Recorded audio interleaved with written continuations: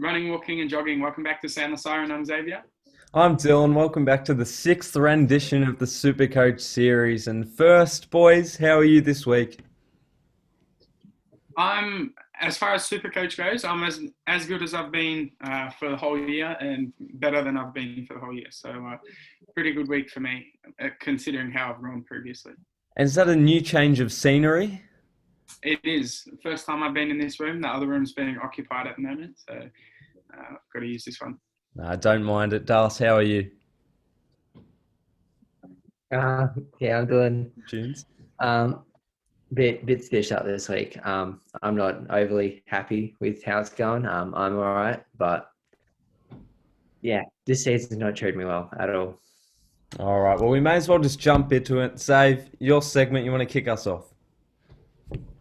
Yes, I will. So the first thing we want to do, heroes and villains. I want to hear the number one person, or maybe a couple, but the number one person who saved your week and the number one person who ruined it. We'll start with you, Dylan. All right. So, ruining my week was Dustin Martin. In one of my leagues, I needed 106 from him to win, and he scored 39. Obviously subbed off, but it wasn't to win because it wasn't the last game of the round. But if he did score 106, I would have won. So I do see him as a villain. Another villain, I think, is probably the rookies again. Errol Goulden, 38. Braden Campbell, 35. And Jaden Short, another player who's had two back-to-back weeks that weren't up to his standards, 61 for him. So they're my villains. But as far as heroes go, I'd have to say Gorn Grundy and Jack Zeeble. And what was your score for the week, Dylan? I scored 2-1-60, I believe. I'll get back to you on that. And you, Darcy? So I had a ripping score of 1,999 points this week. Absolutely loving, nearly cracking the 2K mark, honestly. I had one game above the 2K mark this season. So cracking 1 from 6, and we are now 1 from 17 in leagues. So I am flying. So my hero for the week is the big stat pad, Jack Zeeble. 169, probably my only shining light. I got the 132 from Dunkley on my vice loophole, but that does come at the expense of his injury. We'll get back to that one later. But for my villains, it's my lower end premiums in the midfield. So Cripps and Bailey Smith in particular. So both of them scoring 64 this week, and both of them with average of around 88. They've both let me down massively. They could both have been big picks for me, gained a bit of value, averaging around 120, but been severely let down by them. I'll just cut you off quickly. I scored 2-1-7-6, Save. So the first week this year, I think it is, but I've outscored both of you. I scored 2,181, which, to be honest, is pretty good considering the three villains that I had this week, being Dustin Martin, who only scored 39, Jaden Short with 61, and then I had a donut on my field as well with Jordan Ridley. So, and then I had some of the other villains that you had as well. So Patrick Cripps, I had him 64. I had Errol Goulden on my field as well, who only scored, I think, 30 something. So I've done pretty well. But my hero for the week, Sam Doherty, 121, and very low ownership. So that's his best game of the year so far, and he's got his average up to 103 points. So he's going very well. And then the other ones, McRae, Gorn, and Grundy as well. So the usual suspects. I think I've been very fortunate this year. I think I've made a few high risk, high reward decisions, obviously avoiding Patrick Cripps and trading out Lockie Neal early, both proving to be beneficial. So I've done extremely well, and Bailey Smith as well, who Darst, you mentioned you have. So 64 for the pair of them. And do you think you'll look to trade them out, Darst? Usual circumstances, I would be at least considering it, but in the current day and age of being 9 trades down after 6 rounds, as well as having 2 long-term injuries on my field, that's not going to happen. Yeah. So I just want to know what trades you boys did this week and how they worked out for you. Save, you kick it off first. So I traded out Brady Campbell for Bo McQuarrie, and I traded out Jordan Clark for Jaden Short. So Bo McQuarrie outscored Braden Campbell, and if he can hold his spot this week, I'll be pretty happy with that one. Jaden Short only scored the 61, which on the downside isn't great for someone that I paid about 520k for, but on the plus side, he did score more than Jordan Clark, and due to Jordan Clark being the sub and coming on late, it looks like his 13 is going to severely hurt the amount of money he can make. So that's, even though Jaden Short hasn't performed well, it's looking to be a good trade. No, for sure. And I stuck by my rule this week, which was no trades, and I managed to win 3 out of 4 games in my leagues. And as I said, if Dusty did score 106, I would have won in every league. So I avoided trades this week. It could prove to be costly with the likes of Dunkley injured, Clark not getting a game, or getting a game but being the medical sub, and Highmore, who unfortunately isn't picked, and I think should be next week considering the Saints' terrible form. I should have said St Kilda as a villain as well, because Tom Highmore would have stopped me from having a donut on my field, and he would have stopped me last week from having a donut on field, and he would have stopped me the week before from having a donut on field. So I could be looking at a completely different position to what I am in right now. And to be honest, he was pretty good the week that he got dropped. And St Kilda have decided to run with the likes of Jade Carlisle in front of him. And I think it's pretty questionable, especially considering the losses that St Kilda have had and just how much they get pumped by. And he still can't come in. So he's a little bit unlucky, but hopefully he can get in this week.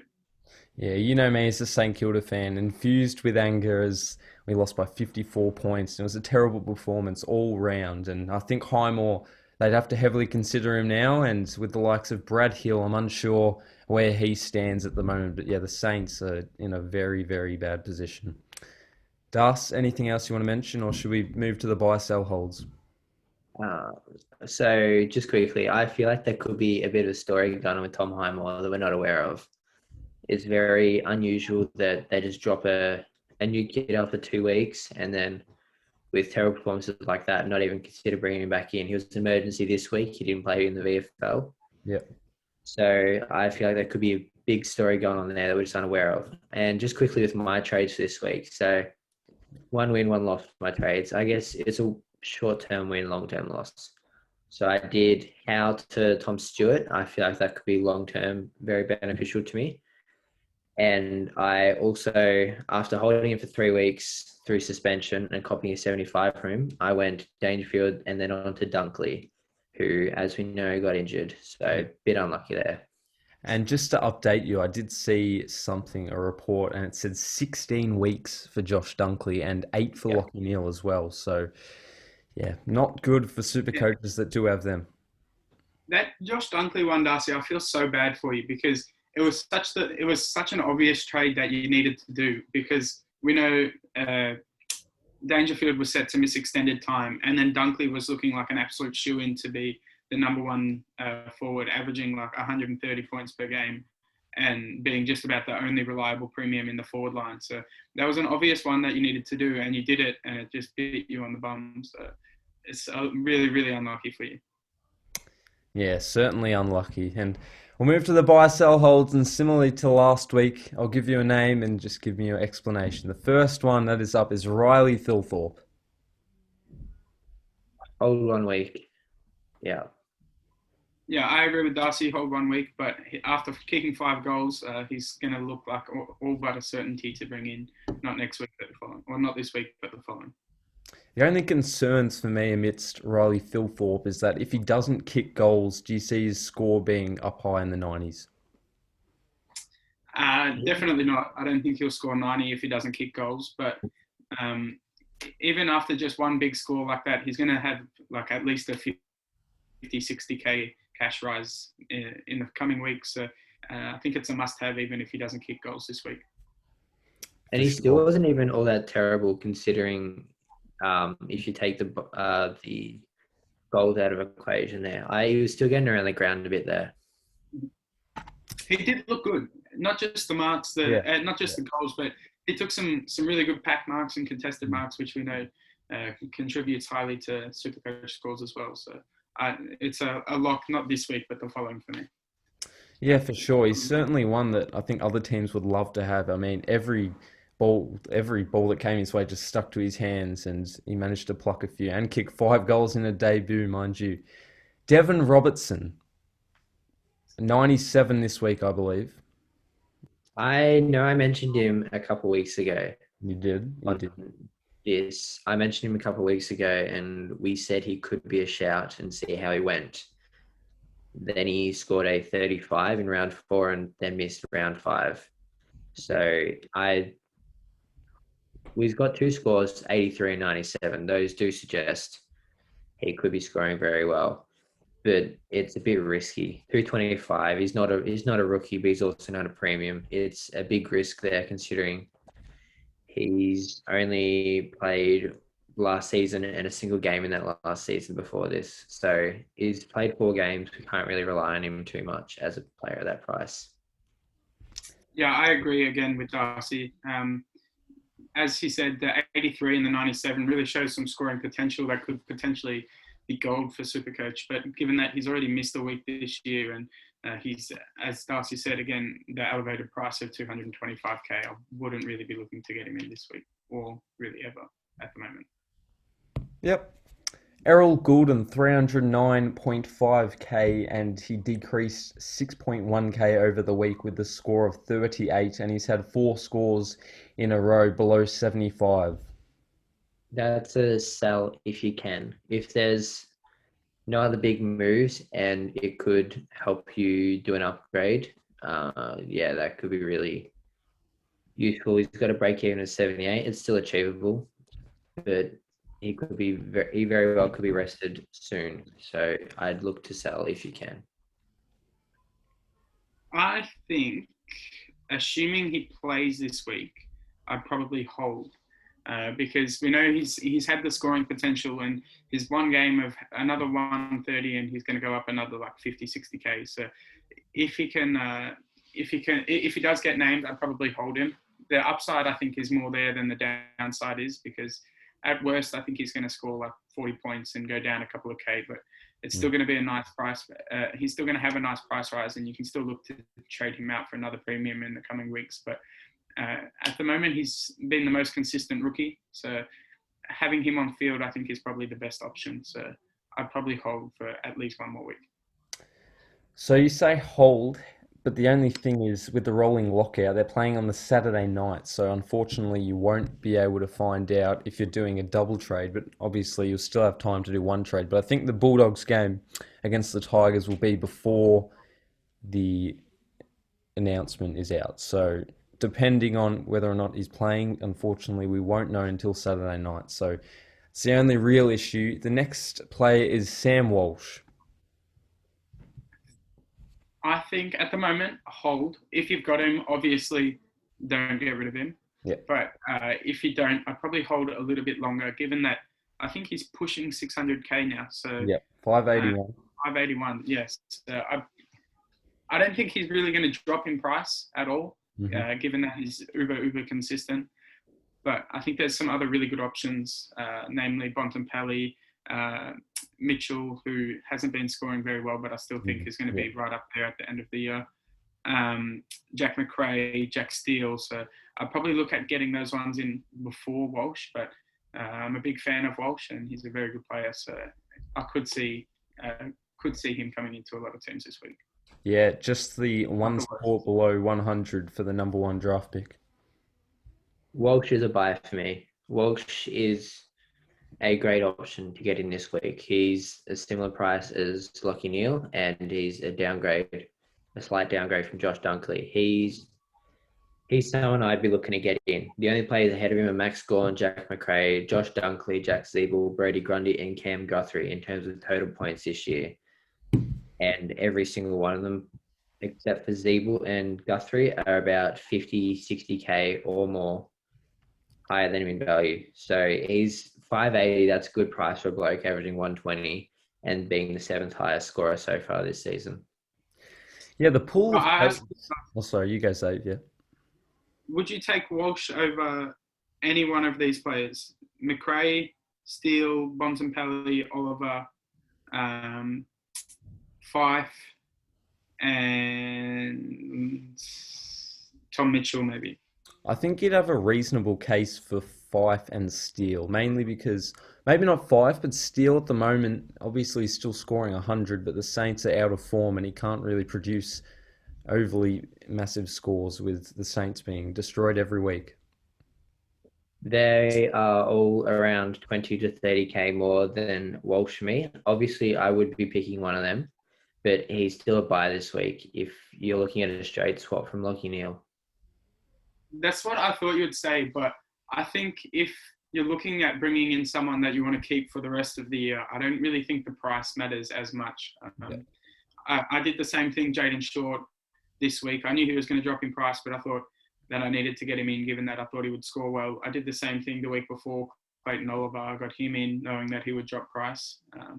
So I think if you know that they're going to be in the top 6, 8, 2 and 6 in their position, I don't think the price, in particular 30 or 40k, really matters that greatly. It's just if you can't afford one of the top ones this week, is a buy. He's not wait another week for him to increase more in value. And we'll get to that in a bit when we discuss our trades. But the pool of players has certainly expanded over the last week, and we'll transition to our next player, Martin Frederick, the brother of Michael Frederick. Just the one game for him, his debut against the Saints, and he scored 88, and he was an absolute live wire. And their backline, just quietly, is probably one of the most underrated in the league. I mean, the likes of Alir, Cleary, Jonas, Houston, and Martin Frederick. And he scored 88, and he's 123,000. That's a simple hold 1 week. Yeah. Again, he's not on the bubble yet, so I wouldn't be getting him this week. But it might spell a little bit of trouble for Lockie Jones when he's looking to get back into the team, to have all those players you mentioned seemingly being in front of him, and Martin Frederick playing as well as he did. So, but a score of 88 is really good. So again, you'd be looking to get him in not this week, but next. If there's any lesson to take from Lockie Jones, it's don't go early on a rookie. If you accidentally have a size season, it's fine. But the blokes get him in after 1 week before he hit the bubble. It's a perfect example of an injury before his third game and no price rise there. Yeah, that's pretty well what we've said for both Frederick and Phil Thorpe. So Phil Thorpe. As Darcy was saying, don't bring them in just yet. But if they play next week and they're named again the following, definitely get them in. Now the next player, Cam Guthrie, someone who I know Darce isn't overly eager on, but he's averaging 119 and one score below 100, sitting at 587,000. I wasn't very eager on him a couple of weeks back when we discussed him, but with Dangerfield out and seeing his performance over the weekend and Geelong looking like they're hitting form, he's just got the score of 75. That's probably the only concern there, but that is with Dangerfield. So that must be taken into consideration. But he could be a good option to get in. I'd be taking Mitch Duncan over Cam Guthrie at this point. Yeah. But Duncan's also a greater risk in terms of injuries than Guthrie is. Yeah. I probably wouldn't go with Guthrie for the same reasons I said as Walsh. I think there's still a few midfielders that I'd take in front of him, but he's definitely a little bit of a pod that you can look at getting into, and if he keeps playing like he did on the weekend, then he's definitely going to be a big advantage for your team. Our final player of the segment for this week, James Rowe. He's made 115k this year. His break-even sits at 31, but after some poor scores, 27 on the weekend against Hawthorn, I think many coaches will look to trade him out. He's only got the break-even of 31. He's still got the 79 in the 3-round average for that one. Yep. So he could get another score around that mark and he's still gaining value. At this point, playing rookies are a commodity, particularly in the forward line. So no point trading him out unless he looks like he's at a standstill. That's all for the buy, sell, hold segment, boys. Oh, Xavier, sorry. I've got one more for you. Finlay McRae. Is he a buy, sell, or hold for you boys? I was going to mention him, but I didn't this week. But seeming as you bring it up, it's very tough position because there's plenty of rookies out there. Obviously, Frederick, which plenty of people will look to get in. Thilthorpe, who's a forward. And one that just I'll ask after we talk about McRae, but Das, buy, sell, or hold for Finley McRae? Depends on the situation, really. If you had the extra 60k, I'm much more keen on Jai Farah. I think that's how you pronounce it, for Gold Coast. Yep. He's around 180k in the forward line, which McRae can be a forward. I would be taking Farah over McRae. But if you don't have the funds for that, McRae is a decent downgrade. I think McRae is a good option. He's only averaging 39, which isn't good at all. But I think if he's named, he plays in the second game this week. So I think if he's named, you should be looking to get him in, because I've heard enough about him and I've seen enough of him now that I think, whilst he hasn't yet, I think he does have like a good couple of 75 scores in him, and we can look at him getting to like 250, maybe even 300k, and then being a really nice price to look to upgrade to another premium forward, whether that be Dunkley or even Dangerfield when they come back in. And speaking of premium forwards, I promised you this is the last one. A ruck forward from the Saints, his break-even 146, 557,000, Rowan Marshall. He pulled in 132 on the weekend in a massive loss. I am seriously considering getting him in. He looks great. Flashback to 2019, he had an average of 110 as a forward eligible ruck. Mm-hmm. So my only concern with him is Paddy Ryder, but he still managed to average 104 last season with Paddy Ryder. Yeah. And that as a forward is top 6. Yeah. I think this one is probably the most interesting one, because coming into the season and even now, I'm certain that Rowan Marshall will be a top 6 forward as far as average goes. But he's got, I'm not sure if it's a tear or if it's just an issue that he's got with his plantar fascia, but we've seen players like Jack Viney miss a whole year with a similar injury. So Rowan Marshall was named last week and then was a late out with his plantar fascia not being 100%. So it could happen again in the coming weeks, whether it be next week or the week after, if he's not 100% right. But I think he's going to score well, but I'm not sure if he's going to be fit enough to play week in, week out, because we know the pain from that injury can be immense, and it's going to be pretty difficult for him to get up every week. That's all for the buy, sell, holds, boys. Obviously, there have been some big injuries this week, announced in the last couple of days. We've got Dunkley out for up to 16 weeks and an 8-week injury for Neil. So what are some of the players you guys will be looking to get in for them if you were to have them in your team? So we can start with the midfields with that one, and then we'll move on to the forwards. Yeah, this is an interesting scenario, and I was playing around with my trades earlier, and I substituted Dunkley in the midfield, and I think I might go Dunkley to McRae, which would force me to downgrade someone, but I'm only 9k off, so I think that would probably be the best option at this point. Would you agree?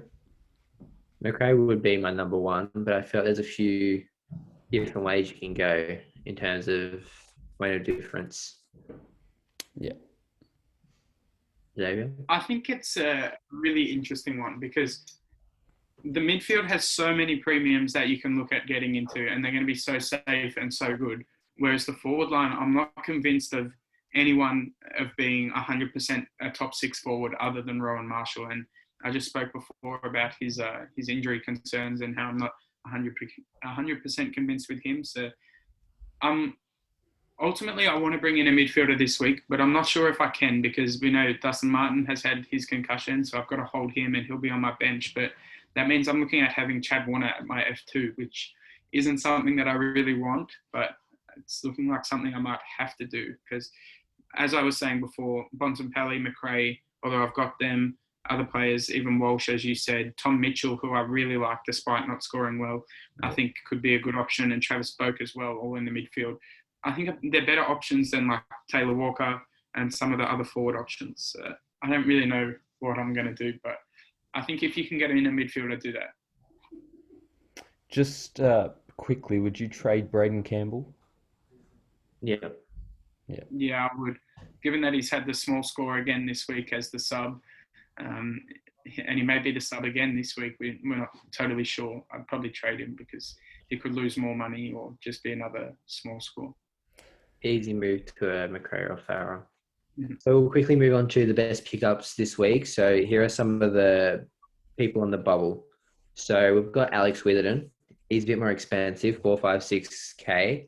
Only scoring 59 on the weekend, but still has an average of 96. And he will be looking at gaining. He's got a break-even of 76, so we could be seeing him gaining a little bit of money. I think I'm probably Alex Witherden's number one fan in the entire world, but I probably still wouldn't bring him in because we know he's only played 2 games, and that's not through injury or suspension. That's because he wasn't getting a game for his club somehow. It's obviously I'm not on the selection panel, but and then as you said, only I think you said 56, so he's been a little bit inconsistent.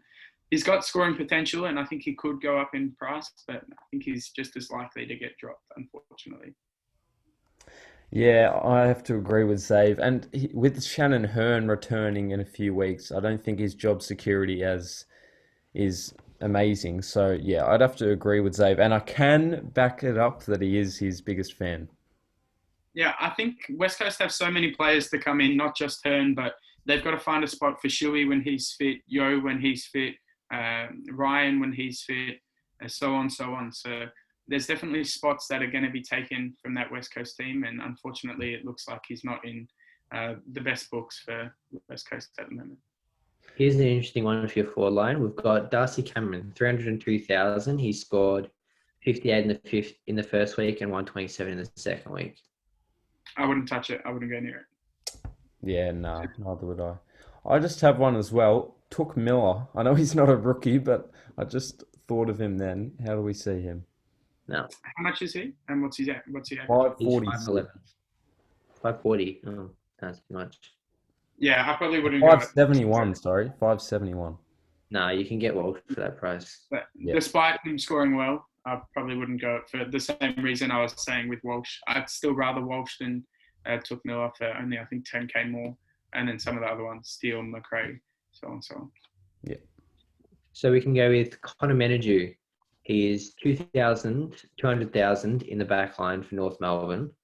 And his first score is 62 and his second score is 92. That's a difficult one. Did you say 202k? 201k, yeah. Yeah, so if he plays, he might be an all right option. I don't think he's the best option, but because there's so many players that aren't playing in the back line, like Highmore, Clark, Sharp isn't playing. So if you're in a position where you're gonna get another donut like I have been in the last few weeks, he might not be the worst option to bring in.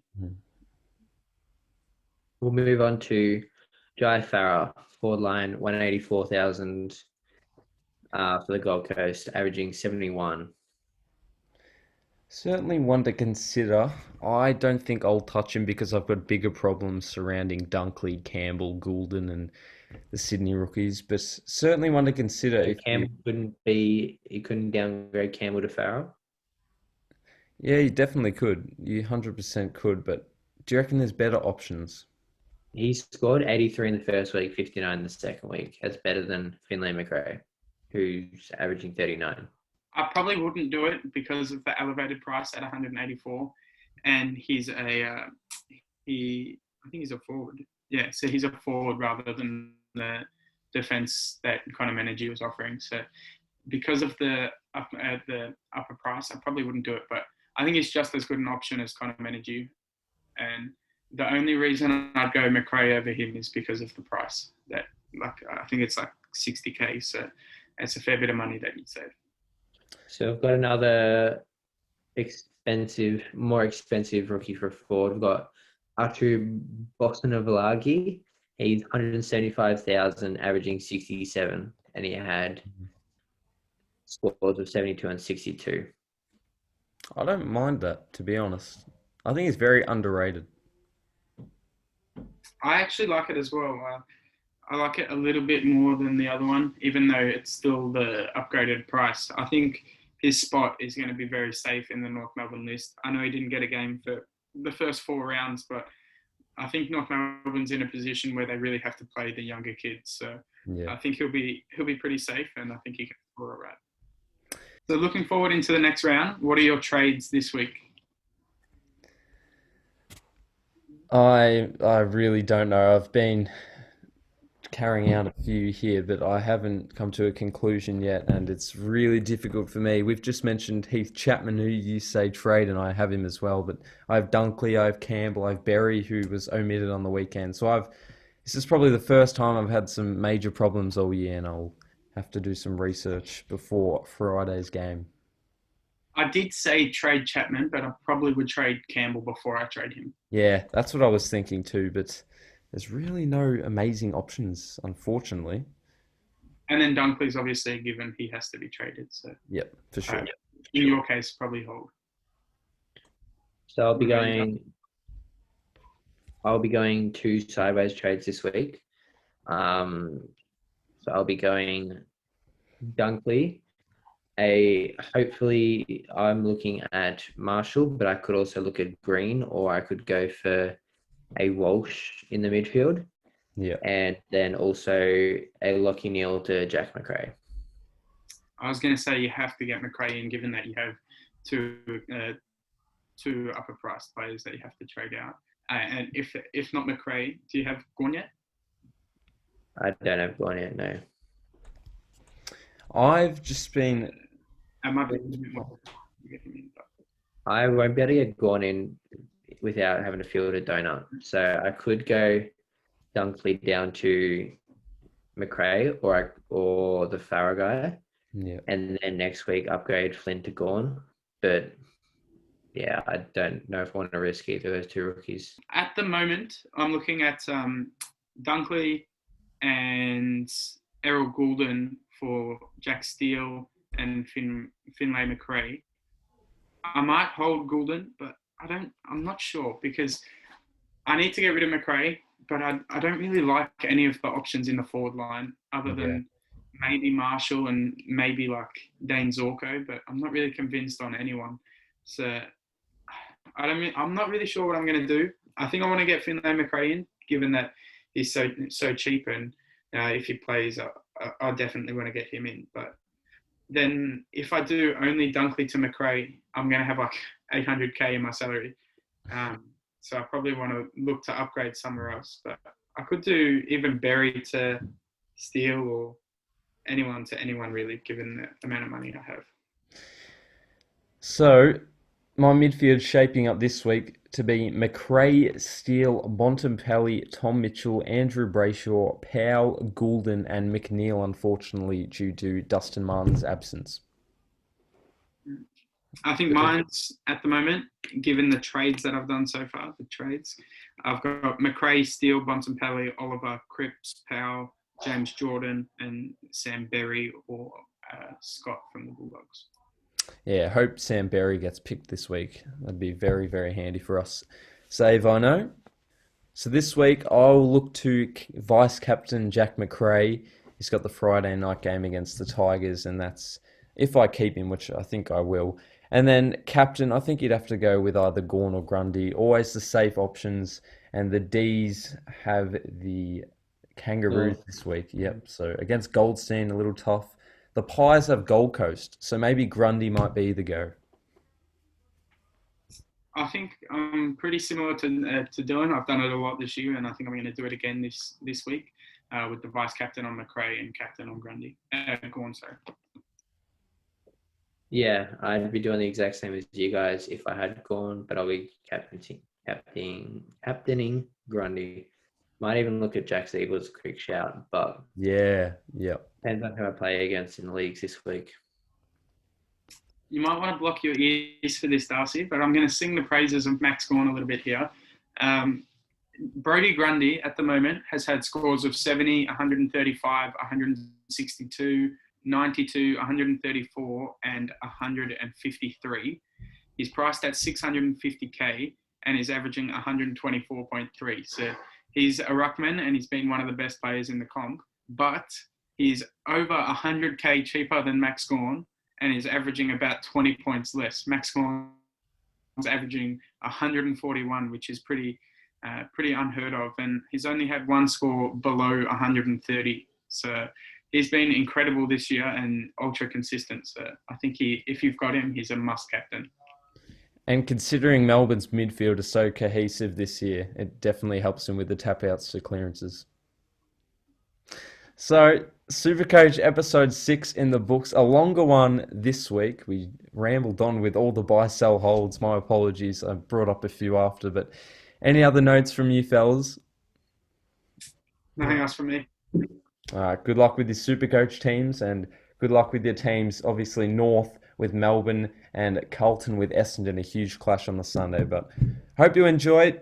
Make sure to like, subscribe, follow at AFL Supercoach on Instagram and at sts.podcast, and we'll see you next time.